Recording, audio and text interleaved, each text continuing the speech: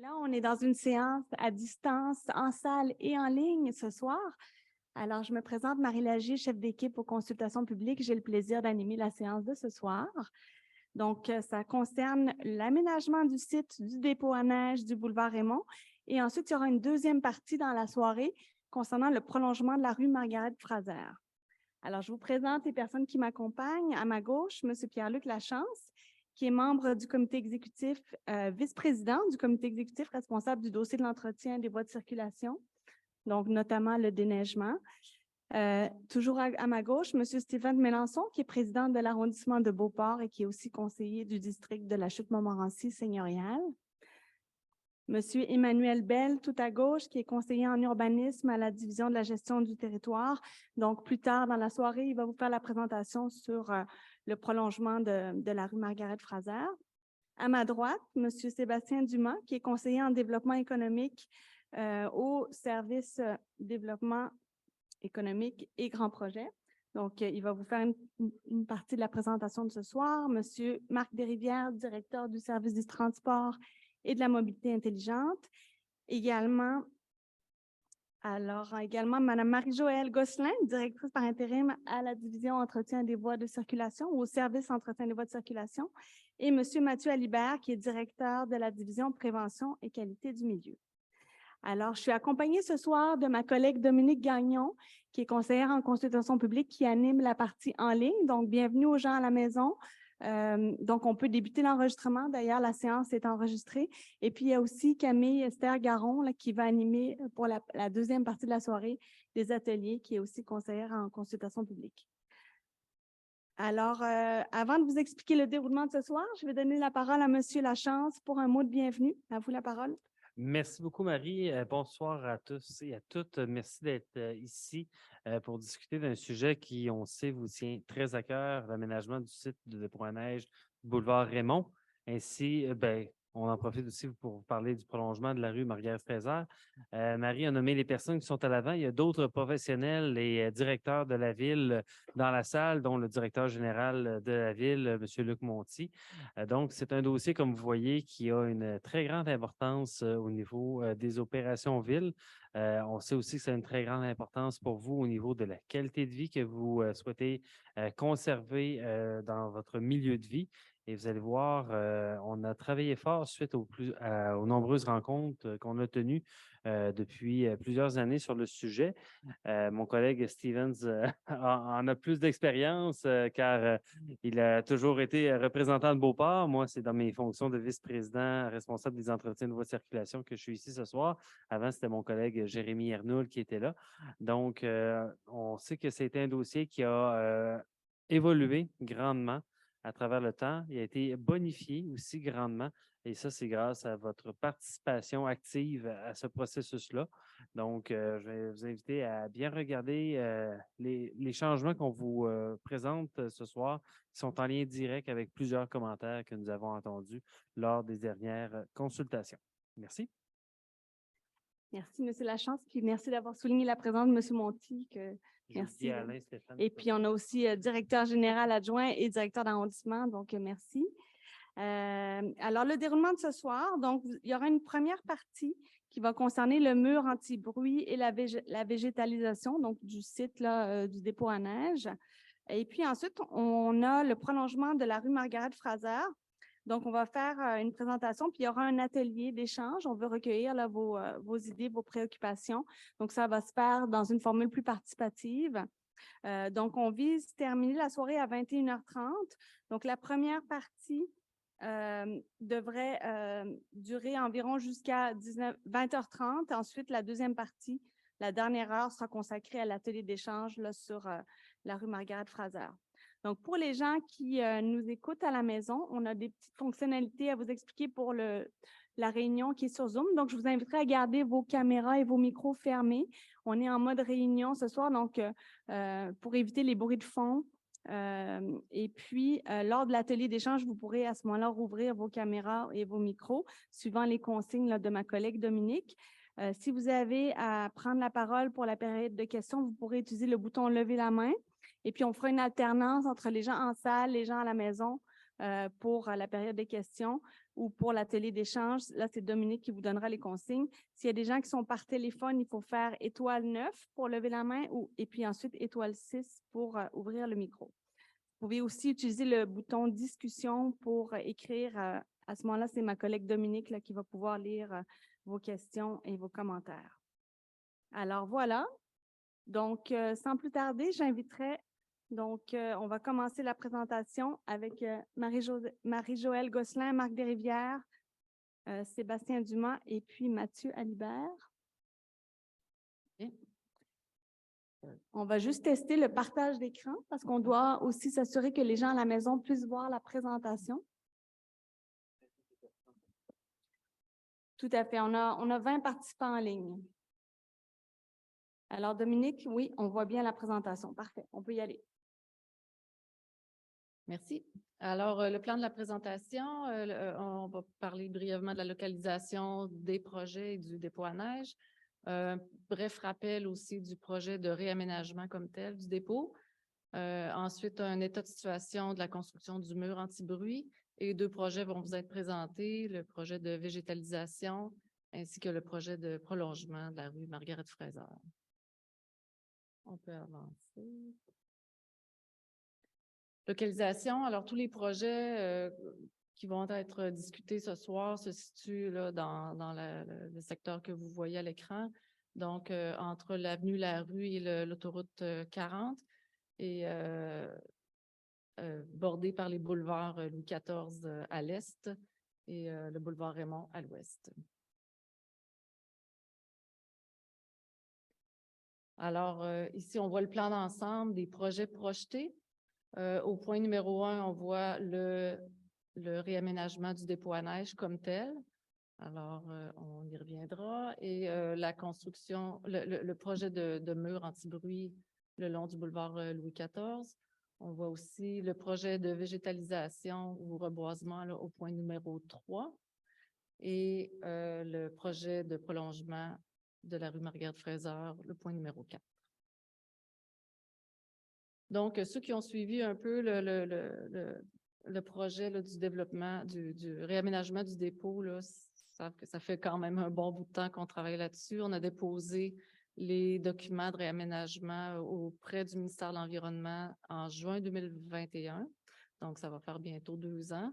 On n'a pas encore obtenu les documents d'autorisation de leur part, mais on s'attend à ce que on s'attend de les obtenir cet hiver ou ce printemps, ce qui fait qu'on pourrait déjà amorcer les appels d'offres et la construction dès 2023. Les budgets sont réservés à ce niveau-là.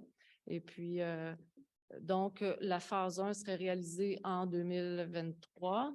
Phase 1 consiste principalement aux travaux sur le quai ouest et une petite partie dans le dépôt, dans la carrière comme telle.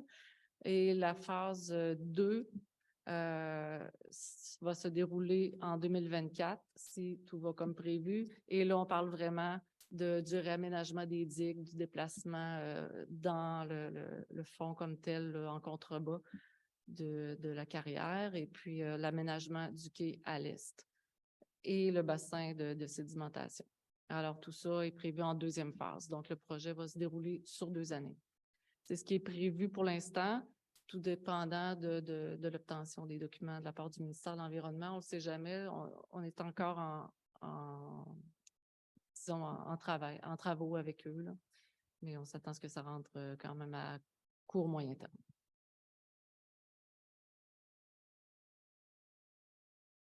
Alors, merci Marie-Joëlle, je vais suivre. Alors, vous rappelez que la Ville, au cours des dernières années, s'était engagée à construire un mur anti-bruit le long du boulevard Louis XIV. Le projet vous a été présenté au mois d'avril 2022.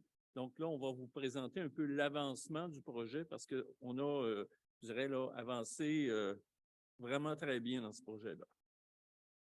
Alors, la conception du mur est complétée. Les plans et devis ont été préparés par la firme CIMA. Elle a été accompagnée par un spécialiste en acoustique qui est SOFDB. On est allé en appel d'offres au cours de l'automne. On a octroyé un contrat en décembre dernier à l'entrepreneur CAF, donc qui a ses installations là, tout près, pour une somme de 2 739 000 $ plus les taxes. C'est un montant inférieur à ce que nous avions projeté au moment de la préparation des plans et devis. Donc, on est très satisfait sur ce plan-là. Vous vous rappelez que le projet, essentiellement, qu'on va réaliser, c'est un projet sur 665 mètres et qui va du 30-11 au 31-17 Louis XIV.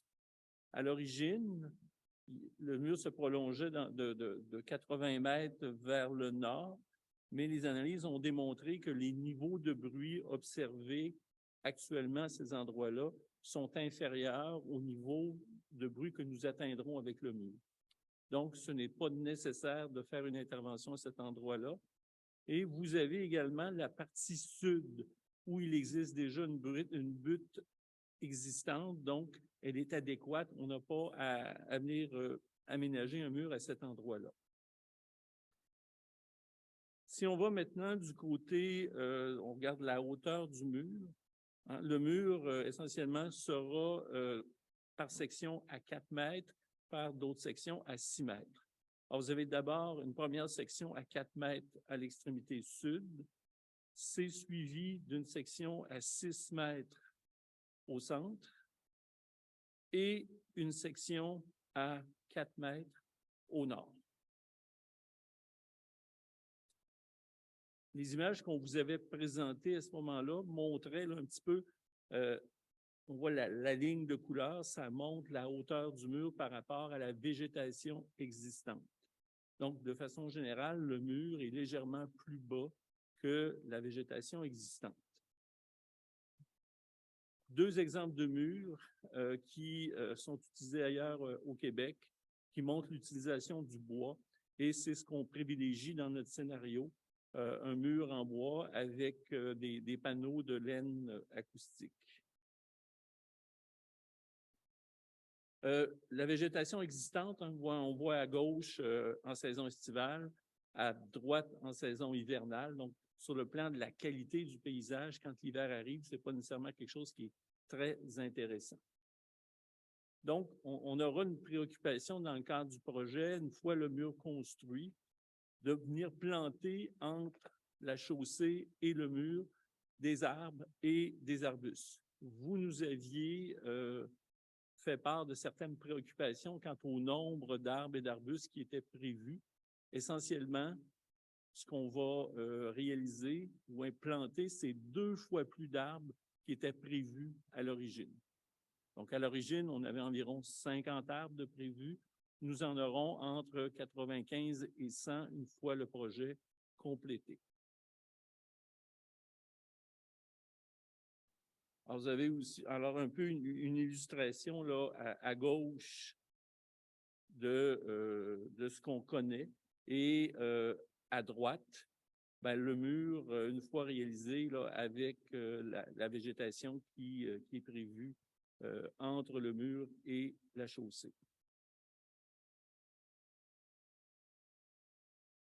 D'autres images là, pour illustrer tout ça. Une dernière, hein, dans le fond, qui vient montrer l'ensemble de la végétalisation le long du boulevard Louis XIV. Le mur est juste montré, là, en regardant la photo, on peut avoir l'impression que les arbres sont entre la carrière et le mur, mais en réalité, ils sont entre le mur et la chaussée. C'est juste une façon d'illustrer où est positionné le mur par les gens qui ont fait la petite esquisse. On a tenu cette semaine la première rencontre avec l'entrepreneur. Donc, on a certaines informations préliminaires là, sur la façon dont le chantier va se dérouler. Il prévoit débuter les travaux à la mi-mars. Et il a besoin, selon son échéancier très préliminaire, d'un maximum de 30 semaines pour réaliser le projet, ce qui l'amènerait à la fin septembre. Cependant, l'entrepreneur souhaite vraiment réaliser le projet rapidement et il se donne un objectif de terminer avant. Et ce qui pourrait être très intéressant pour la ville, pour tout le monde parce que ça permettrait de venir faire les plantations dès l'automne 2023. Prévoit travailler du lundi au vendredi de 7h à 16h30. Alors, évidemment, il va avoir besoin d'espace pour organiser son chantier. Donc, il va occuper la moitié de la rue. Donc, il va mettre en place une barrière là, de glissière de béton, séparer la rue en deux. Et on va maintenir la circulation en direction nord. La circulation en direction sud ne sera pas permise, sauf pour les gens qui ont à entrer dans la rue. Et elle va être détournée par la rue Jean 23. Ce n'est pas impossible pour des périodes très courtes, entre 9h et 15h, qu'il y ait une fermeture complète, même la direction nord, pour permettre la mobilisation ou le transport des équipements. Mais ça reste quelque chose qui va être très, très, très occasionnel.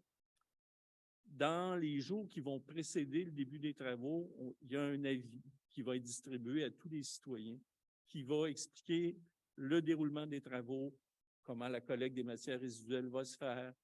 Si vous avez besoin de parler à quelqu'un sur le chantier, on va vous donner un nom, on va vous donner un numéro de téléphone.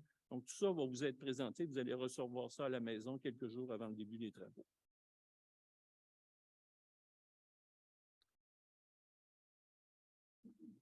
Oui, merci. Bonjour à toutes, bonjour à tous. Donc, on va enchaîner avec la présentation d'un projet de végétalisation du dépôt à neige Raymond.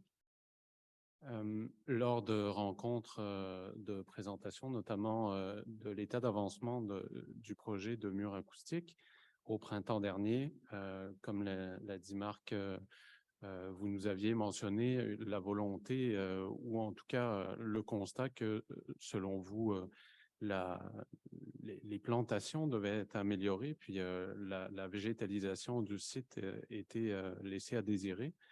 Donc, on s'est penché sur cette question-là. On a initié ce projet-là donc à la suite de cette rencontre.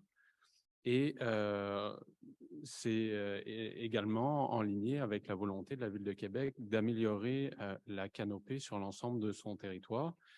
Et c'est le cas pour l'arrondissement de Beauport. Suivante, merci.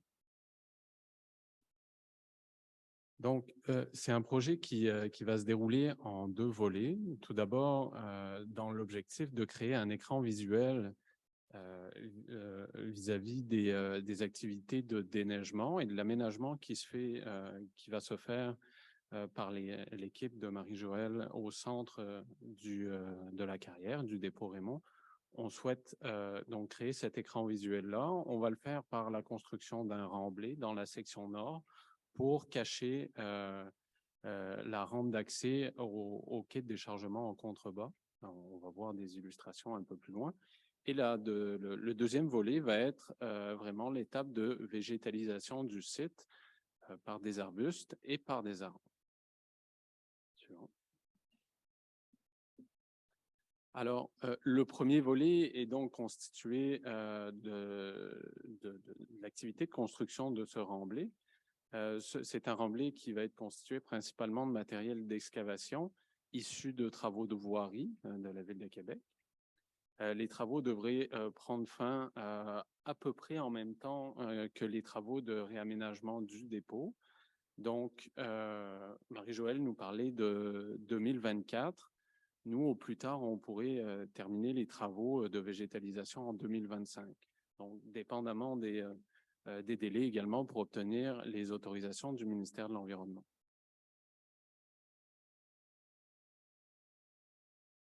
Alors, ensuite, le deuxième volet qui est l'activité rattachée à la renaturalisation du site. On va renaturaliser en effectuant des plantations d'arbres et d'arbustes. On a identifié avec nos collègues de la foresterie urbaine et de l'horticulture une variété d'espèces de sorte à créer une diversité.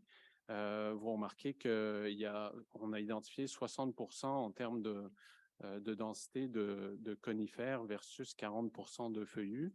La volonté est d'avoir un couvert végétal et de maintenir un écran visuel, que ce soit durant la période estivale ou même en hiver. Donc, on souhaite que ça soit une mosaïque d'espèces arborées pour créer cet écran végétal. On aura aussi une strate arbustive, donc des plantations d'arbustes en grande quantité également. On prévoit de planter une surface d'environ 50 000 m². Ça correspond à la superficie, grosso modo, de 5 terrains de football. Et en termes de nombre d'arbres et d'arbustes plantés, vous voyez qu'on pourrait planter jusqu'à 4 000 arbres et 20 000 arbustes. C'est des ordres de grandeur, évidemment. On n'est pas rendu à estimer à l'arbre près le nombre qu'on va planter. On a une forte variété d'espèces, donc on aura une bonne diversité. La stratégie de plantation est encore en élaboration avec nos collègues de la foresterie et on va pouvoir vous donner un peu plus de détails dans les prochains mois. Alors, les répercussions positives du projet sur le milieu, les répercussions positives qu'on a identifiées. D'abord, on souhaite une intégration maximale du dépôt à neige dans le paysage du secteur. Peu importe de l'endroit où on va se trouver autour du dépôt, on veut arriver à créer un écran visuel, donc un écran de verdure pour ne pas avoir de percée visuelle là où il y aura les activités de déneigement. On a identifié aussi un avantage relativement à la lutte aux îlots de chaleur. Vous pouvez le voir sur la petite carte qui est située sur la droite.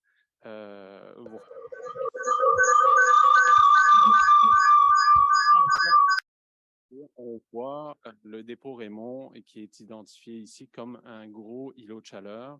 Donc, on aura un impact très positif sur cet aspect-là, en plus d'avoir un impact sur la diminution la dispersion des poussières. Donc, les arbres ont cette propriété-là de limiter la propagation.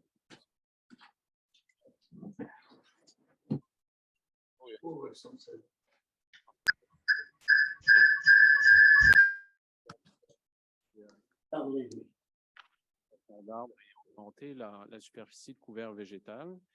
Et en même temps, on diminuera les possibilités d'érosion des sols. On sait tous que quand on a des sols à nu, avec le vent, la pluie, l'érosion éolienne, etc., ça peut amener des poussières, mais ça peut amener aussi du ruissellement avec des matières en suspension jusque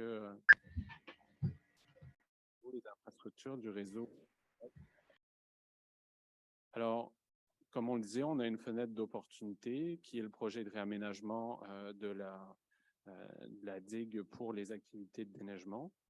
On veut, en faisant ces deux activités-là en parallèle, minimiser les désagréments rattachés aux activités de construction, notamment la construction du remblai avant de faire les plantations.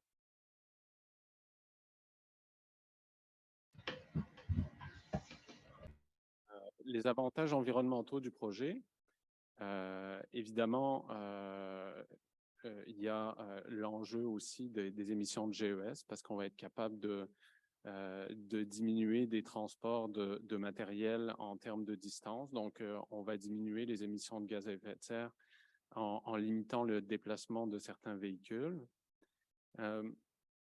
Le projet prévoit la création d'un milieu humide également. Donc, on veut améliorer par la création de ce milieu humide. Vous allez pouvoir le voir dans les illustrations qui vont suivre. Améliorer la valeur écologique de cet aménagement-là. On crée des habitats et on a un impact positif sur la biodiversité, que ce soit sur la biodiversité végétale ou animale. Et par la même occasion, on est capable de mieux gérer aussi les eaux de ruissellement qui se situent qui impacte la section nord de l'aménagement, étant donné la topographie du site qui font se converger des eaux à la limite de notre lot. Donc, vous avez ici c'est sûr qu'on a ici une végétation à maturité. On va vouloir planter une certaine proportion d'arbres quand même de gros calibre pour avoir un impact visuel le plus rapide possible. Cependant, ça ne pourra pas se faire sur l'ensemble de la superficie. Il y aura des arbres de plus petit calibre qui seront plantés dans certains secteurs. Donc, c'est certain que ça va mettre un certain temps à arriver à maturité, mais l'objectif est d'avoir quand même un écran visuel rapidement en plantant des arbres de plus grande dimension. Voilà pour le avant-après. On a ici une illustration en direction nord, une vue en trois dimensions, comme on vient de le voir juste avant. Ensuite, on a fait plusieurs vues de sorte à être capable d'avoir un aperçu de tous les côtés. Donc, on a une vue en direction nord-est également. Et c'est dans la vue suivante que vous allez voir illustré en bleu dans la partie nord donc, du dépôt à neige, le secteur où on va créer le milieu humide. Comme vous le savez, il y a une topographie en pente qui fait que ça crée un petit, ce qu'on appelle un talweg, une zone où les eaux de ruissellement vont s'accumuler. Donc, on veut en profiter pour créer un milieu humide à cet endroit-là, faire un peu de rétention d'eau, planter de la végétation aquatique et favoriser la création d'un nouvel écosystème. Voilà, ça fait le tour. Je vous remercie. Alors, merci. Alors, donc, on est arrivé à la fin de la première partie, en fait, de la première présentation. Donc là, il y a une période de questions en lien vraiment avec le mur anti-bruit et la végétalisation. Donc, on a une vingtaine de minutes allouées pour cette partie-là. On va prendre des questions juste sur cette partie-là, ce qui vous a été présenté. Ensuite, on aura une autre présentation qui va porter sur le prolongement de la rue Marguerite-Fraser, donc autour de 20 heures. Si on est en avance, donc peut-être qu'on pourra passer à la présentation suivante plus rapidement. Donc, si vous avez des questions concernant la première partie, je vous invite à venir au micro. Pour les gens qui sont en ligne, donc vous pouvez utiliser le bouton « Lever la main ». Et à ce moment-là, ma collègue Dominique là, pourra nous avertir là, et on vous donnera la parole. Vous pourrez ouvrir votre micro et on vous entendra dans la salle. On va l'écrire dans le bouton « Discussion », puis Dominique pourra lire votre question ou votre commentaire.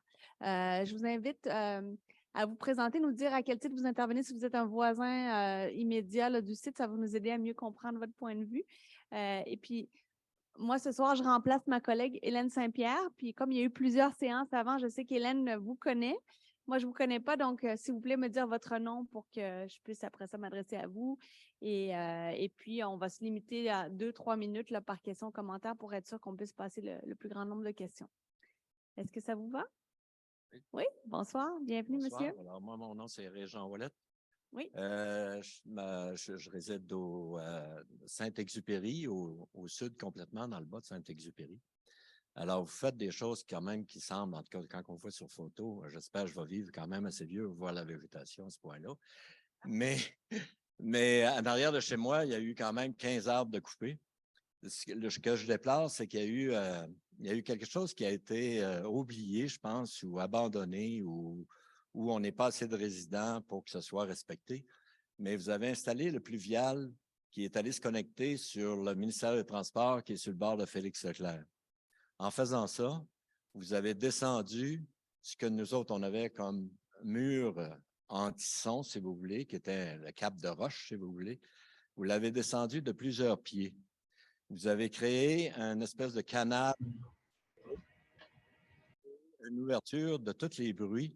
Vous avez augmenté au moins de 50, je vous dirais de 75% les bruits de la capitale chez moi. Ce qui est désagréable. Ce qui est désagréable aussi, j'ai une maison aussi au niveau des locataires que j'ai sur, j'en ai des commentaires. Augmenté. Vous avez fait en arrière de chez moi un petit muret avec des arbres, des végétations qui vont être intéressantes. Je vais dire, c'est bien. Dans quelques années, ça va être mieux. Mais vous l'avez oublié, d'après moi, au niveau de Félix Leclerc.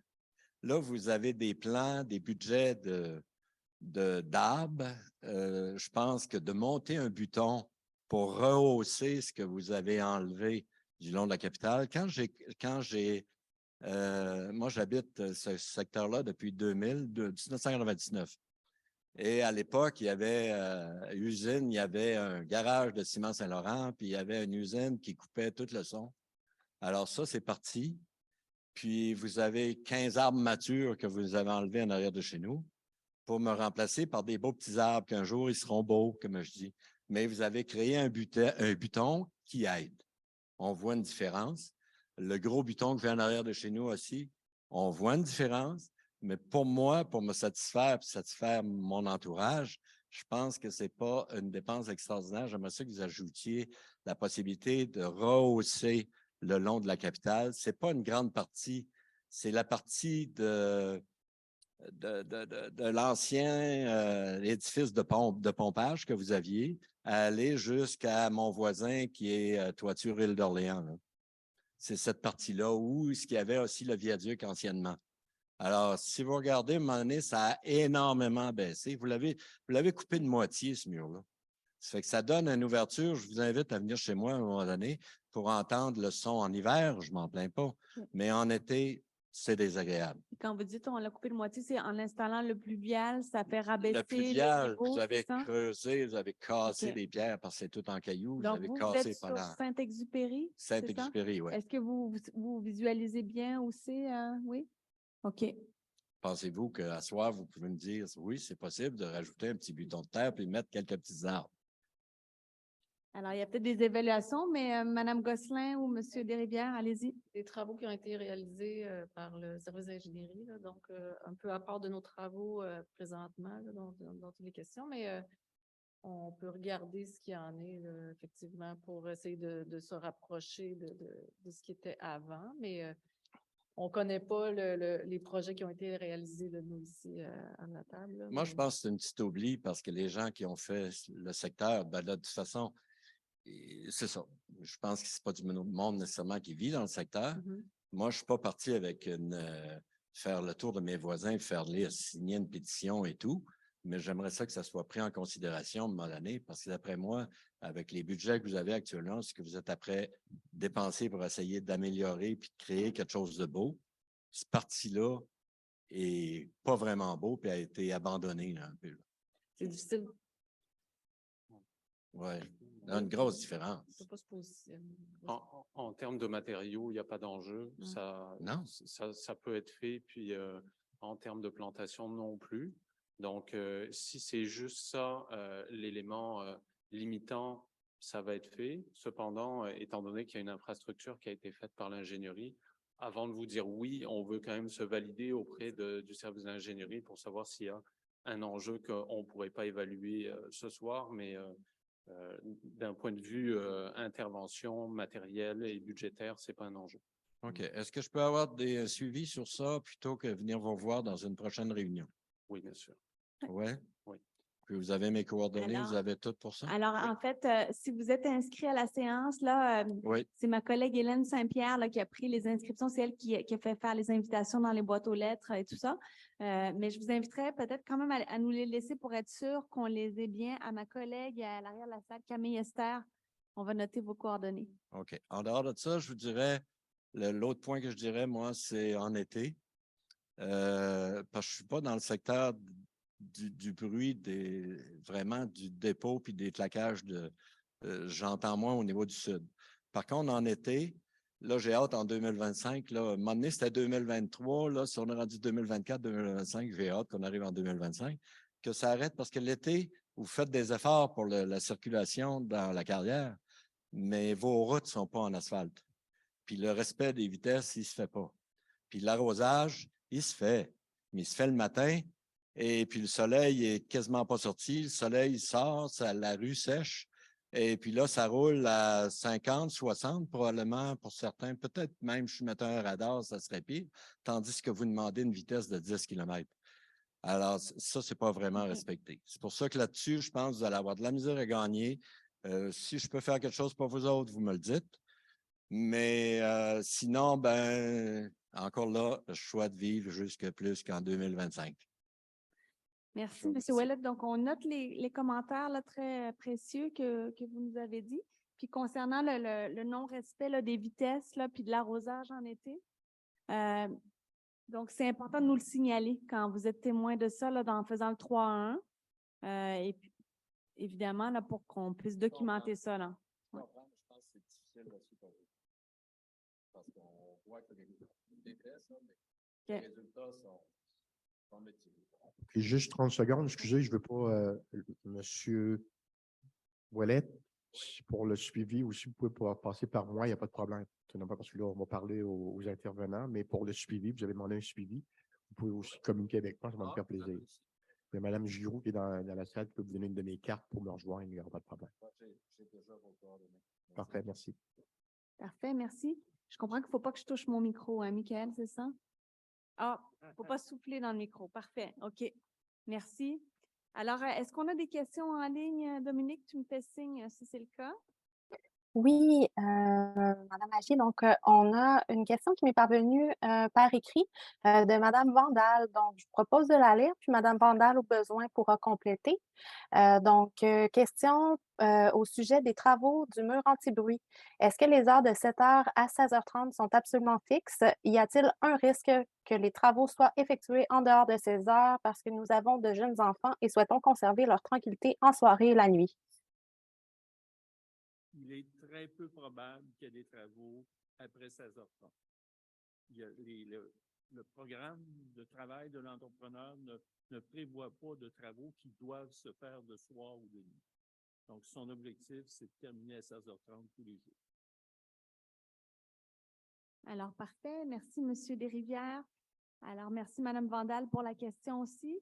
Donc, on poursuit en salle. Bonsoir, bienvenue, monsieur. Bonsoir, Laurent Dorval, je suis du regroupement pour la sauvegarde de l'environnement du secteur Villeneuve. J'aurais deux choses, en fait. Une première partie commentaire, puis une question tout de suite après. Je sais que vous ne souhaitez pas en parler ce soir, mais tout ça, tous ces aménagements-là qui sont faits, qui sont quand même bien présentés, tout ça, ça soutient un projet qui est en arrière, qui est le projet de modification du dépôt à neige. On parle de... On est un petit peu réticent à ce projet-là parce qu'il y a plein de questions qu'on a. Il y a plein de choses qu'on ne comprend pas. On ne parvient pas à comprendre la justification et visiblement, on vit encore avec ça.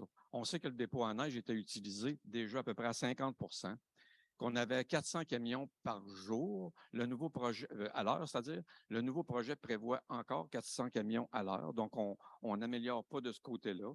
On parle du quai à l'est qui avait été demandé pour les fois où le vent ne sera pas du bon bord. Sauf que quand on regarde les conditions, les hypothèses de travail, il y a toujours des camions des deux côtés en même temps. Fait que le vent va être du mauvais bord quand même. Quand on regarde au niveau de l'impact, ce qui nous inquiète, l'impact comme tel, il y a eu un relevé fait par la firme SoftDB, que vous connaissez bien, que vous nous parlez souvent, où on a comparé en 2020 l'effet qu'avait eu l'abaissement du mur de neige qui avait autrefois, c'est 4 mètres de terre plus 10 mètres de neige par-dessus. Donc, on avait mesuré en 2019 les bruits qui provenaient du dépôt à neige. Et en 2020, on a fait une opération, on a rabaissé ça à 5 mètres et on a fait les mêmes mesures. Les résultats qui sont présentés par SoftDB, c'est que les bruits qui proviennent du dépôt à neige ont augmenté de 10 décibels. 10 décibels, c'est un son qui est doublé. Donc là, on est au même endroit, donc complètement à l'ouest. Juste à baisser le mur, ça double le son. On est inquiète par rapport à ce qui s'en vient. Évidemment, il y a eu des mesures de prix, des simulations de fait. Mais quand on regarde l'ensemble des simulations, on a des grandes questions aussi qui se posent par rapport à ça. Il y a 4 grands scénarios qui ont été évalués avec toutes sortes de composantes.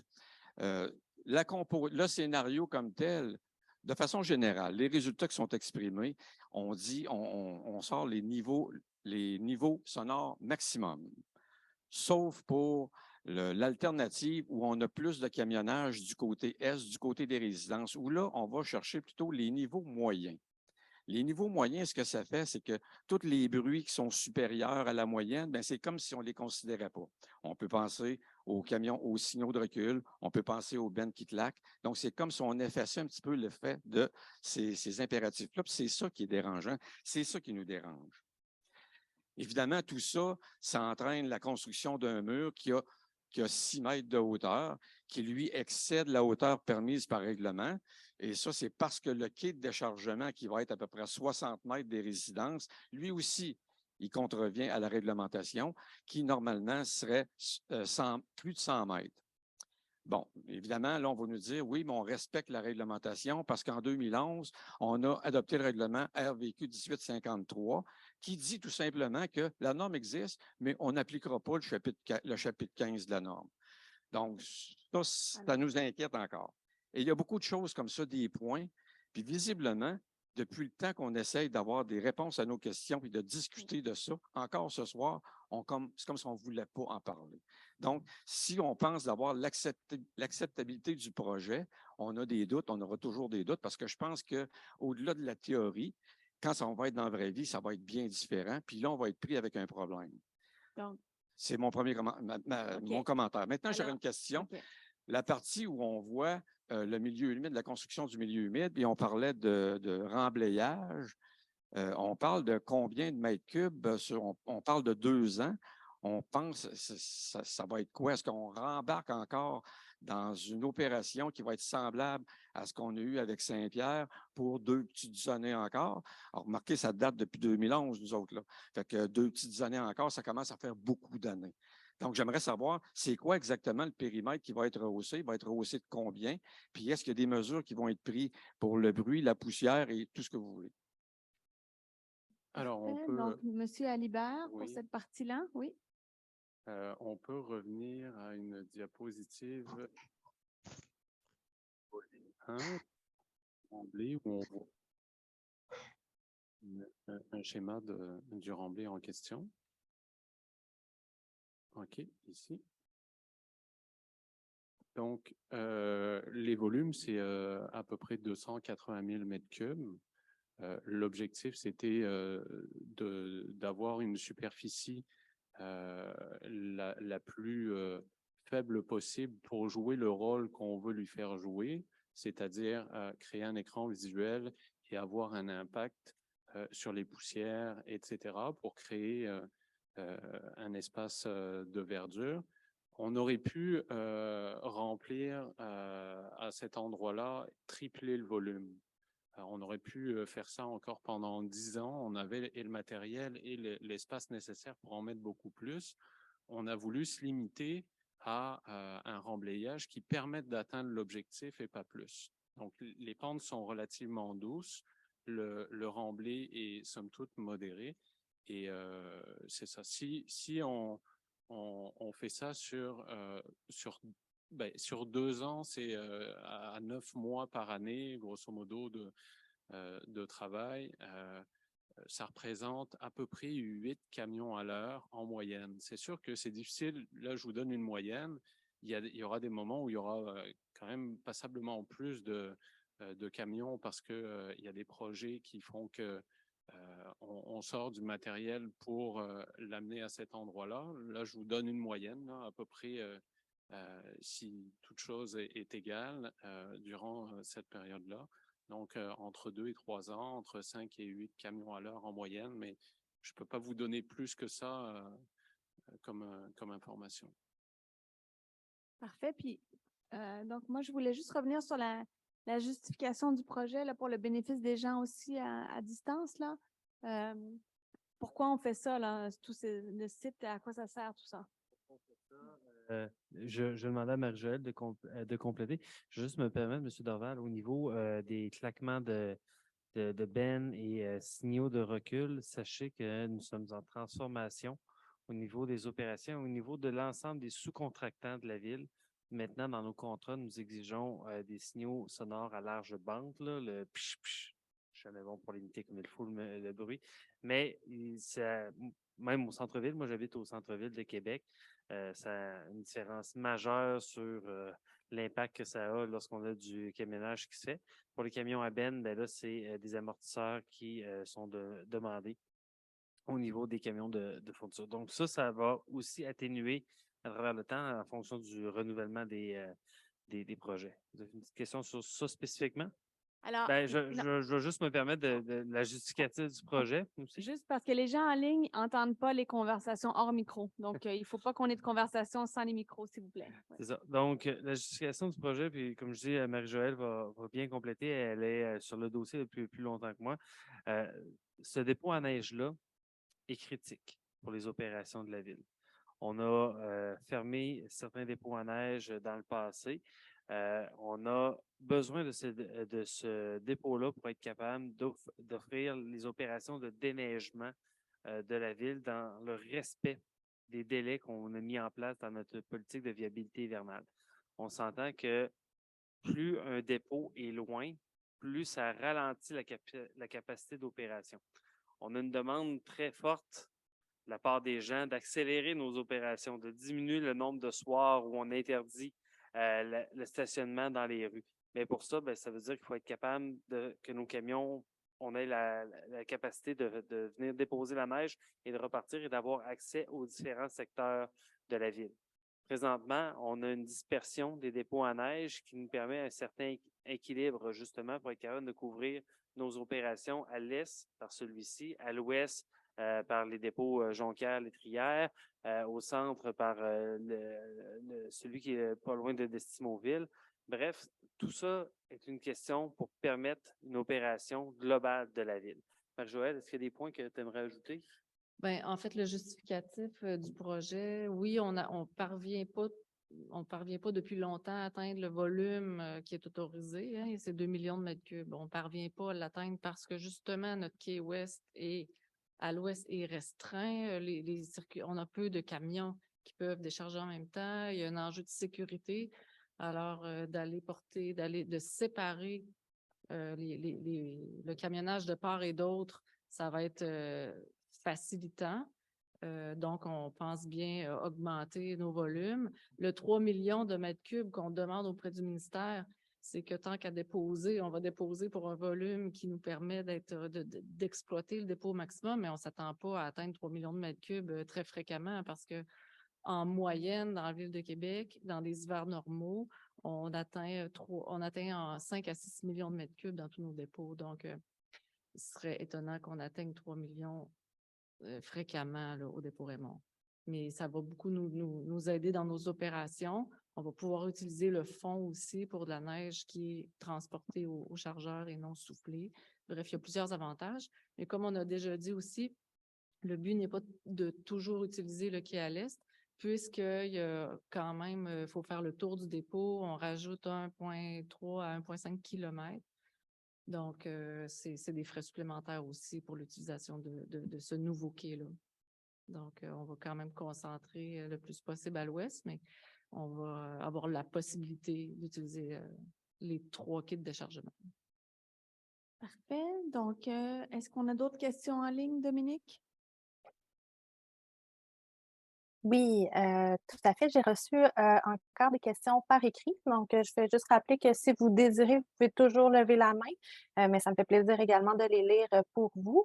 Donc, j'ai Madame Jeté qui nous informe là, qu'une des maquettes du mur avec les armatures là, a semé un petit peu la confusion. Donc, juste pour être certaine, à partir de la rue, le boulevard Louis XIV, dans le fond, il y aura un peu de gazon, les arbres, le mur et encore des arbres et des arbustes, puis ensuite la route pour les camions de déneigement. Est-ce bien cela?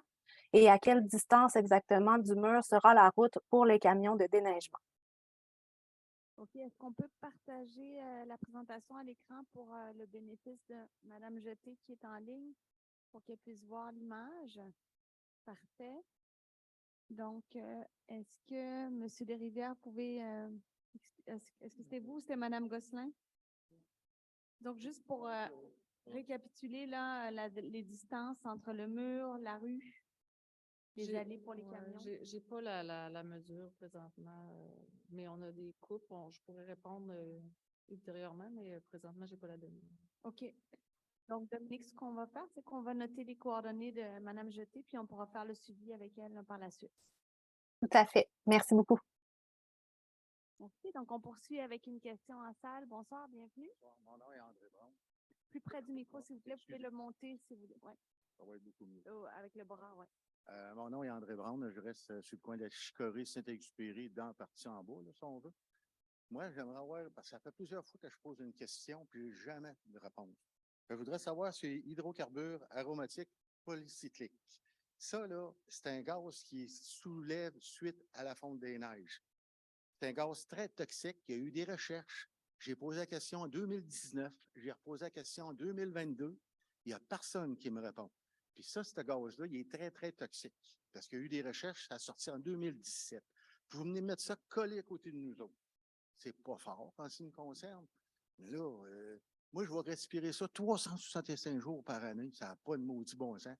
Ma santé là, est affectée. C'est plus rien que le son d'oreille puis les bennes. Là, c'est vraiment la santé. Puis j'ai emmené un autre point aussi. À une dompe année, je suis proche de la maison, ça refroidit la zone. Ça, je l'ai posé la question. M. Mélenchon s'en rappelle très bien, je suis certain. OK, donc votre préoccupation, c'est par rapport au HAP, là, les hydrocarbures aromatiques polycycliques. C'est ça, c'est ça. Vous êtes préoccupé qu'il y en ait sur le site? C'est quoi votre préoccupation? C'est que la neige qui est ramassée dans les rues pour se mettre dans les dompes à neige. OK? C'est un mélange d'huile, monoxyde de carbone. OK. Et la neige, quand elle tombe, c'est une éponge. Elle ramasse tout. OK, je comprends. Quand on mélange tout ensemble, il y a des. En 2019, j'ai emmené le papier à M. Arnold, je ne me rappelle pas trop, Arnold. Arnold, Ouais, monsieur il l'a Jérémy. eu. Puis j'ai envoyé, quand ils avaient fait la dernière réunion au mois d'avril en 2022, à Mme Saint-Pierre, des OK. questions, et j'ai envoyé une des preuves que j'ai, mais puis j'ai pas de réponse. OK. Les hydrocarbures, là, en ce qui me concerne, c'est ma santé, encore plus qu'éclatement puis le mur. Puis j'ai emmené ça collé des maisons. Je ne sais pas qui a pensé. Puis j'avais demandé aussi de Alors, attendez un petit peu. oui. La dompe à d'air Sénérité, là, en haut, qui a fermé. Il m'avait dit qu'elle ne fermait pas, puis elle ne viendrait jamais là. Puis en plus, on ramasse la neige de Bochotel, tant qu'à y aille. Emmenez tout de suite dans le trou sur notre coin. OK. Alors, juste concernant les normes, là, il y a des normes, j'imagine, de santé publique là, par rapport au HAP. Est-ce qu'on peut répondre à cette préoccupation-là? Mais en fait, le ministère de l'Environnement établit des normes de contamination de l'eau, C'est bon pour l'eau, mais il y en a plus dans l'air. de l'eau S'il vous plaît. souterraine Oui. et de l'eau de surface, des eaux de forme. Donc, on effectue un suivi environnemental sur ces deux éléments-là. Je consulterai les documents que vous avez par rapport aux émissions de HAP dans l'air sur les dépôts à neige.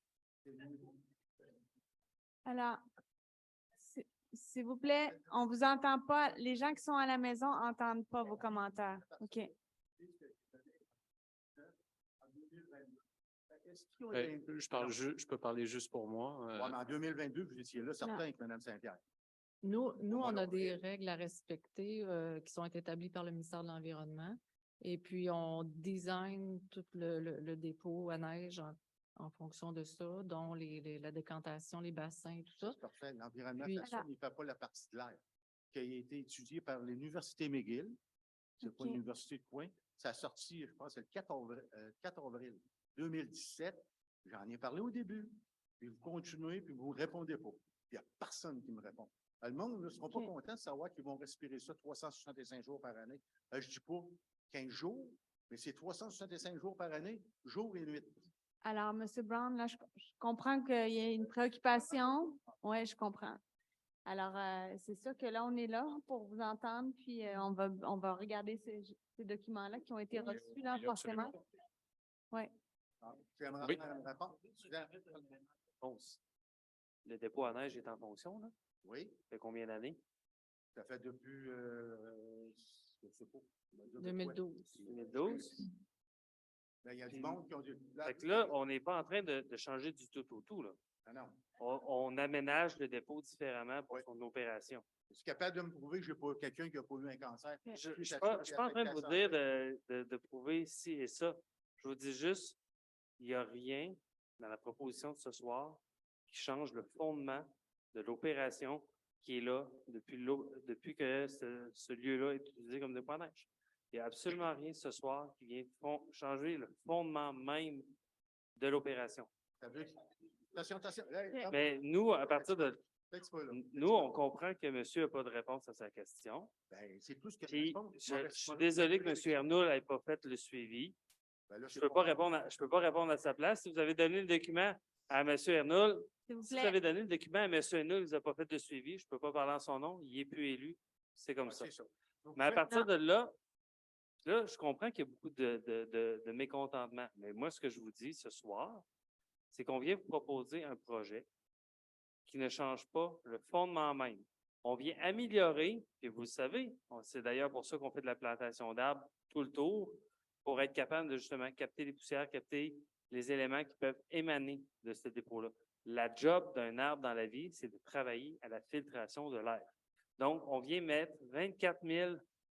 Là, madame, vous passez devant un monsieur. Je ne sais pas comment le monsieur va le prendre. Moi, je sais qu'on fait dans une. Ah, vous êtes Ouais. conjoint? Bon, c'est bon. Je sais que... Bon, parfait. Mais on vient planter 24 000 éléments de végétation autour pour aider à la filtration du milieu et créer un milieu qui permet une meilleure gestion écosystémique. Donc, à partir de là, moi, je vois que n'a jamais fait de vérification à ce que mon mari dit, pour nous donner une réponse après 3 puis 4 ans. comme je vous dis, on ne peut pas parler pour M. Arnold. Il n'est Ben, plus là. ça n'a- C'est un élu. C'est un élu. Il opère en fonction de ses critères. Alors, À partir de là, nous, si on peut avoir le document, je suis sûr et certain que Mathieu Alibert va faire un suivi à ce niveau-là. On ne peut pas parler au nom d'un ancien élu qui n'est plus là. C'est comme ça la vie, c'est ça la démocratie. Si là, Alors, un autre me dit quelque chose, regardez, dans 4 ans, c'est plus bon. Non. Les documents, on va vérifier les documents. De toute façon, vous les avez transmis à Mme Saint-Pierre, là, qui est conseillère en consommation. Alors, oui, tout à fait.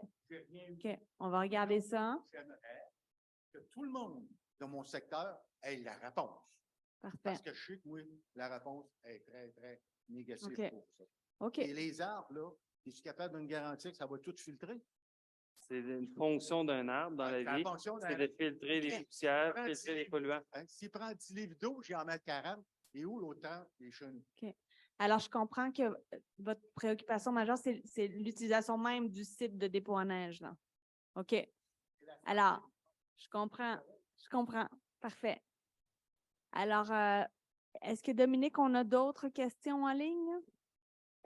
Oui, Marie, j'ai une autre question qui nous vient de M. Bérubé.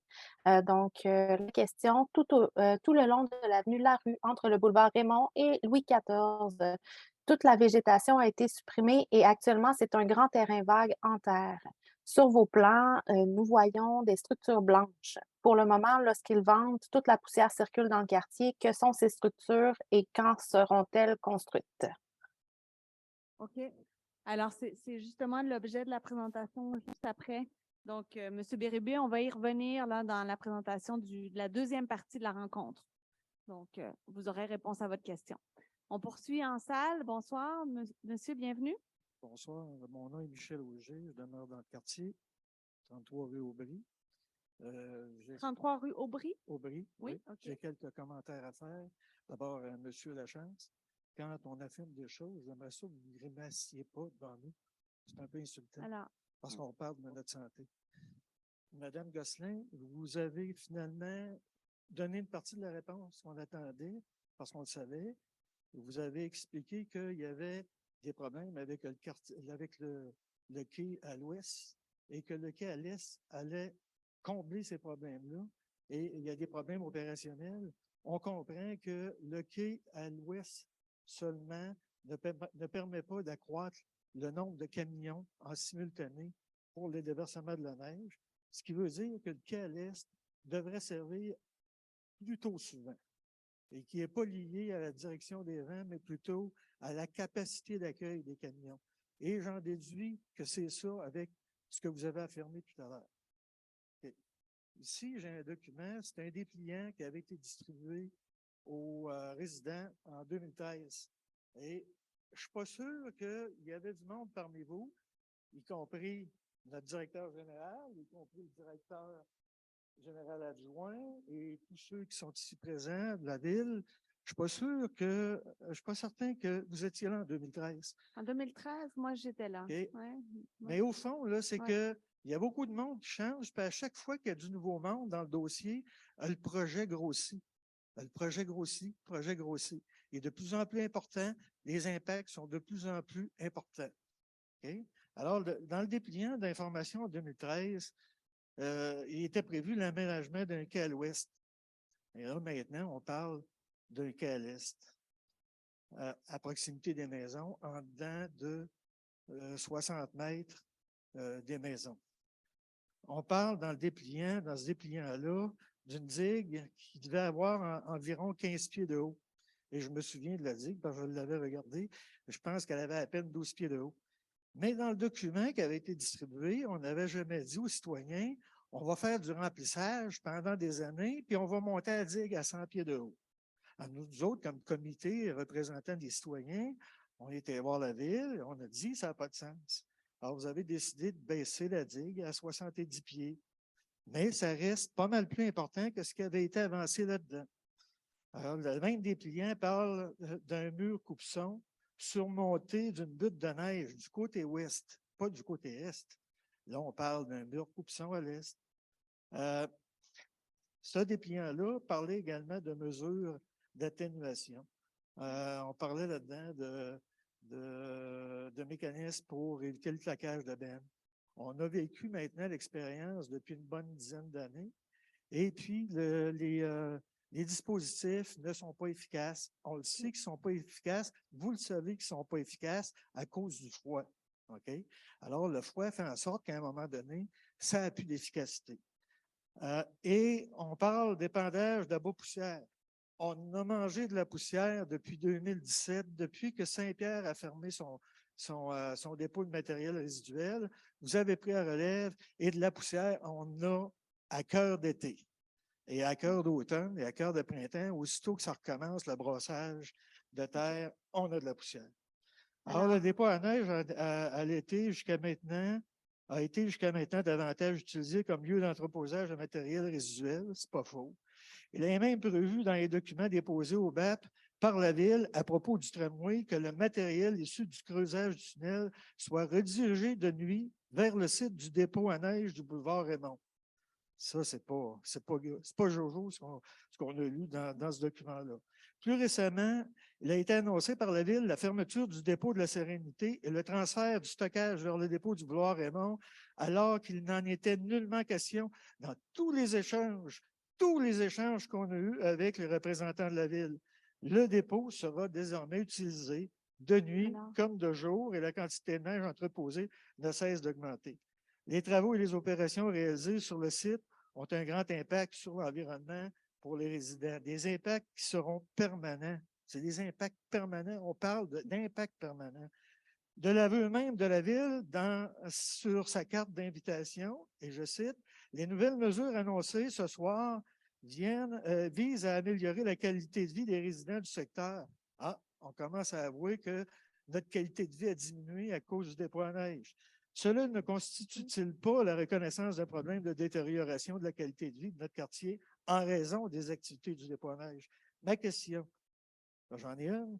Pouvez-vous nous dire si la Ville a effectué une étude d'impact de ce projet sur la santé physique et psychologique des résidents qui vivent à proximité? Impact du mur sur le plan visuel, impact de la concentration de plus en plus élevée de HAP sur le site et risque de plus en plus élevé de maladies graves chez les résidents. On parle même de cancer. Puis ça, on ne l'a pas inventé. Les ouvrages auxquels fait référence M. Brown, ce sont des études réalisées par l'École de technologie supérieure et l'Université McGill. Je pense qu'il y a quand même un peu de sérieux dans ces études-là. Alors, ce qu'on vient faire actuellement, c'est d'augmenter la capacité et de l'augmenter de plus en plus au niveau de l'entreposage de la neige. Je dois vous arrêter là. Oui, bien, allez-y en conclusion. Oui. En conclusion, là, ma conclusion est bien simple. Parce qu'on a une autre présentation. Alors, après. moi, ce que je veux savoir, est-ce qu'il y a eu des études de fait pour tous les aspects, tous les impacts autres que le bruit? Parce que là, on parle juste du bruit, puis on ne parle même pas du quai qui va être aménagé à l'est. Il n'y a personne encore qui sait qu'il y a une quantité importante de camions qui vont circuler du côté est. Il faudrait parler des vraies choses, s'il vous plaît, parce que je commence à vraiment à être insulté de la façon dont ça se passe. Alors, je comprends là, que ce soir, on vient vous présenter là, des améliorations là, avec de la végétalisation du projet puis le mur anti-bruit. Là, je comprends que vos préoccupations portent sur l'utilisation même du site comme dépôt à neige. Là. C'est sûr que je comprends que c'est l'essence, mais vous comprenez que ce soir, on n'est pas en audience publique là, sur l'utilisation du site comme dépôt à neige. Ce n'est pas ça l'objet de ce soir. Là. Alors, mais on est là pour vous entendre, donc c'est sûr qu'on comprend vos préoccupations qui sont très légitimes là, par rapport à la santé puis le bruit. Donc, est-ce que vous avez des interventions à faire par rapport aux commentaires de M. Auger? C'est Auger, hein, c'est ça? Oui, OK. Sinon, ben écoutez, on en prend acte. Oui, c'est correct. On en prend acte.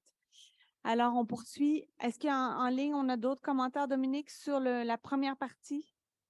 Je ne vois pas de main levée pour le moment et je n'ai pas de commentaires écrits. Donc là, j'ai 2 autres interventions en salle. Monsieur Dorval, est-ce que madame, vous n'avez pas pris la parole? Vous voulez passer avant Monsieur Dorval? Puis, OK. Donc, deuxième droit de parole, Monsieur Dorval, puis ensuite madame. Oui. En fait, c'est mon intervention, ma réaction que je voulais avoir à ce que monsieur Lachance disait tout à l'heure. Là. Effectivement, il parlait de 2 mesures particulièrement importantes pour le dépôt à neige. On parle des amortisseurs de choc d'impact et on parle des alarmes de recul. Pour ce qui est des amortisseurs de choc d'impact, dans le devis d'exploitation qui a été déposé avec la demande de certificat d'autorisation, la Ville stipule que, je vais vous le lire pour ne pas me tromper, que ces équipements-là ne sont efficaces que si le camionneur déverse son voyage avec précaution et abaisse sa benne avant de repartir. Je suis désolé, mais ça n'a rien à voir avec les opérations sur un dépôt à neige. Donc, quand je vous dis qu'on a des inquiétudes par rapport à ce qui est présenté, c'en est une. Ça n'arrivera pas, ça, monsieur. Puis même, je peux vous dire que depuis 2012, le claquage de benne est interdit sur le site du dépôt à neige. Et en 2019, SOFDB, dans son analyse, a dit que le principal irritant, c'était le claquage des bennes au dépôt à neige. Alors, on voit qu'il y a quelque chose qui ne fonctionne pas. La réalité, ça n'aura rien à voir avec ça. Pour le deuxième point, les alarmes à large bande, SOFDB, dans son analyse d'impact sur les travaux du tramway qui avait à ce moment-là le projet d'amener les résidus du tunnel à la carrière, avait fait dans son étude, avait mentionné que les alarmes à large bande, ça a une certaine efficacité, mais plus le nombre de camions augmente, plus cette efficacité-là diminue. Donc, on peut s'attendre à ce que l'effet, je vais dire, modérateur de l'alarme à large bande, ça n'existe pas, parce que quand on parle de 400 camions à l'heure ou 300 camions à l'heure, ce n'est pas un trafic temporaire de quelques véhicules. Donc, ça fait partie des inquiétudes qu'on a. Oui, la Ville avance des moyens, mais entre la vraie vie puis la théorie, il y a un monde. Puis c'est annoncé, là, on le sait, là, c'est écrit partout, puis tout le monde le dit. Là. Donc, c'est ça fait partie de nos inquiétudes. Puis je les entends bien. Merci beaucoup, M. Dorval. Puis je vais juste me permettre, en termes de son, vous avez raison que si la large bande est multipliée, il peut y avoir des impacts. Mais c'est pour ça d'ailleurs qu'il y a le mur anti-bruit, c'est pour ça qu'il y a la végétation. Et l'effet de la large bande, c'est sa distance d'impact est très limitée et diminuée versus un son aigu dont l'onde est plus courte et sa propagation est plus longue. Mais vous avez raison qu'il y a des questions à se poser et je le reconnais. Parfait. Madame Gosselin, oui, en complément? En complément, j'entends le tramway, matériaux du tramway depuis tantôt. Là, ça, c'est complètement exclu. Là, hein. Il n'y a plus de matériaux du projet du tramway qui sont prévus d'aller au dépôt Raymond. Et puis, au niveau du claquage de benne, on a un agent de sécurité sur place toutes les nuits achalandées, donc première, deuxième nuit des opérations déneigement pour surveiller, pour consigner, pour donner des amendes le cas échéant. Donc, on en entend encore. Alors, juste Donc, c'est juste de la neige, là, pas de matériaux du tramway qui vont aller, hein, c'est ça? C'est ça Non, que vous avez dit, hein? Exact. OK. Au niveau juste- du remblai. Là, Parfait. Excellent. Non, mon nom, c'est Oui. Suzanne Allaire. Plus près du micro, s'il vous plaît. Mon nom est Suzanne Allaire. Oui. Si j'ai bien compris, dans votre revégétation, vous avez une zone humide pour les fleurs puis les petits animaux pour l'été. Vous avez une zone humide? Est-ce qu'on peut c'est ce qu'on voit à l'écran, là, dans la partie en haut Ouais, à c'est droite? ça. On L'hiver, peut mettre la première diapositive où Première on diapo. a un l'hiver, plan. ça, c'est la dompe à neige. Non. Non? Alors, Non, non, peut-être je voulais poser la réexpliquer question qu'est-ce que c'est que cet aménagement là, de milieu humide, là? Hein? Mais l'hiver, est-ce qu'il va y avoir une dompe à neige dans cet environnement-là? Non, pas du tout. Non plus? OK. J'ai une autre question aussi. Vous avez dit tout à l'heure qu'il y avait plusieurs dompes à neige qui avaient été fermées. J'aimerais savoir lesquelles. Marie-Joëlle, peut-être me compléter. Il y a celle-là sur Henri Bourassa qui était le long Non, d'Henri Henri Bourassa est conservé. On a fermé Oued d'Estimauville. Ensuite, dans la couronne nord, Sablière-Drapeau. Pourquoi avoir fermé eux autres, puis nous en ouvrir une collée chez nous? C'est-tu parce qu'il y avait des hauts fonctionnaires municipaux qui restaient dans ces rues-là? En fait, les dépôts au nord ont été fermés pour protéger la prise d'eau de la Ville de Québec. Et puis, Puis nous, on n'a pas de prise d'eau à protéger? c'est Dans ce pas le secteur-là, même- vous êtes c'est pas la alimenté même par la situation. prise d'eau en haut. Ouais. C'est l'eau du lac Saint-Charles qui descend. Puis il n'y avait pas du monde haut placé à la ville qui se plaignait près de ces autres-là? Ça, c'est des théories du complot. On n'embarquera pas là-dedans. Moi, je pense que ça, là, c'est du pelletage de Alors. nuages, toutes vos réunions. OK. C'est noté. Merci, madame. Alors, écoutez, là, je voudrais qu'on poursuive avec la suite de la rencontre. Donc, il est déjà 20h15 et on a un atelier d'échange. On a une autre présentation. Vous pouvez poser une dernière question, mais je vais vous demander d'être concis parce que tantôt, je vous ai laissé 6 minutes au lieu de 3. Donc, soyez bref, s'il vous Il plaît, revient, M. il Auger. revient. Oui. J'ai ici sur mon téléphone un tableau qui est contenu dans l'étude sur le bruit qui a été faite par SOFDB, qui a été transmise au ministère. Et dans ce tableau-là, c'est le tableau 6.4, la page 14. Je veux vous signaler que, selon ce que je lis là, les niveaux sonores maximaux à respecter en période de jour au 44 rue Aubry, c'est de 45 décibels, puis dans le jour. Et les niveaux sonores à respecter en période de nuit, c'est 65 décibels. Alors, étrangement, vous pouvez faire plus de bruit la nuit que le jour. Ça, je trouve ça vraiment déchirant dedans, là, quand je lis ça. Alors, c'est écrit noir sur blanc dans le tableau. Alors, pour moi, ça me rend perplexe sur la suite des données qui sont contenues dans cette analyse-là. Voilà. Alors, merci, M. Auger. Donc, écoutez, alors je propose qu'on poursuive avec la deuxième partie de la rencontre qui porte sur le projet. Il faut que je fasse attention au micro, hein, oui.